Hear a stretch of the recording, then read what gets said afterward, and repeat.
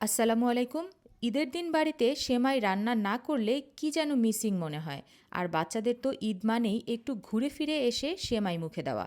আজকের লাচ্ছা সেমাইটা একটু বেশি স্বাদের হবে যদি দুধের প্রিপারেশনটা আমার মতো করতে পারেন। আজকে ২ লিটার দুধ লাগবে লাচ্ছা সেমাই তৈরি করতে। এ কারণেই আমি দুধ একটা কড়াইতে নিয়ে খুব ভালোভাবে জাল দিয়ে নিয়েছি একবার, তারপর এর মধ্যে দিয়ে দিচ্ছি ৪টার মতো এলাচ, এতে করে ঘ্রাণটা দারুণ আসবে। এখান থেকে ছোট একটা বাটিতে সামান্য দুধ তুলে নিয়ে এর মধ্যে আমি কিছুটা জাফরান ভিজিয়ে রাখবো। আপনারা চাইলে এটা বাদ দিতে পারেন, তবে এটা দিলে শাহি একটা ভাব চলে আসবে। বাজারে এখন যেমন লাচ্ছা সেমাইয়ের অভাব নেই, তেমন ভেজালেরও অভাব নেই। এই ভেজালের ভয়েই আমি বাজার থেকে বেছে নিয়ে এসেছি এসিএ পিওরের লাচ্ছা সেমাই, যেটা তার নামের মতোই পিওর। ৩ প্যাকেটের মতো লাচ্ছা সেমাই আজকে রান্না করব, তাই প্যাকেট কেটে আগে থেকে একটা বাটিতে ঢেলে নিচ্ছি। এবার একটা ব্লেন্ডারের বাটিতে আমি প্রায় ৩০ গ্রামের মতো করে কাঠবাদাম, কাজু বাদাম এবং পেস্তা বাদাম নিয়ে কড়াই থেকে দুধ অ্যাড করে এটাকে খুব ভালোভাবে ব্লেন্ড করে নিব।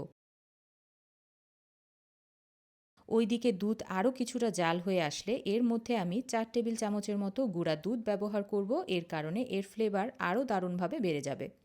সেই সাথে পছন্দ মতো চিনি দিয়ে দিব। এই চিনির পরিমাণটা আপনারা আপনাদের স্বাদ অনুযায়ী কম বেশি বাড়িয়ে বা কমিয়ে নেবেন। এবার আরও কিছুটা দুধ ব্লেন্ড করে রাখা বাদামের মধ্যে দিয়ে খুব ভালোভাবে গুলিয়ে দুধের মধ্যে অ্যাড করব এবং মিশিয়ে খুব ভালোভাবে জাল করে নেব। জাল হয়ে আসলে এই চুলাটা বন্ধ করে দিব। এরপর কিছুটা ঠান্ডা করে এর মধ্যে অ্যাড করব ভিজিয়ে রাখা জাফরান। এরপর দুধটাকে একেবারে কুসুম গরম অবস্থায় নিয়ে আসতে হবে। আমি যেই পরিবেশনের পাত্রগুলো নিয়েছি তার মধ্যে লাচ্ছা সেমাই অ্যাড করে নিব।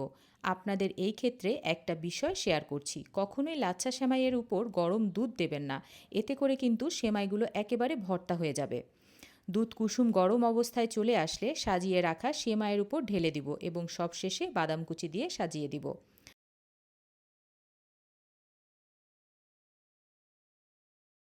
এরপর সেমাইগুলো আপনারা ফ্রিজের নরমালে রেখে ঠান্ডা করে পরিবেশন করতে পারবেন, অথবা এ অবস্থাতেই খেতে পারবেন। ঈদের দিন অথবা যে কোনো উৎসবে এইভাবে সেমাইটা তৈরি করে দেখবেন, সবাই একটু বেশি করেই খাবে। আজকে বিদায় নিচ্ছি, ভালো থাকবেন, ধন্যবাদ।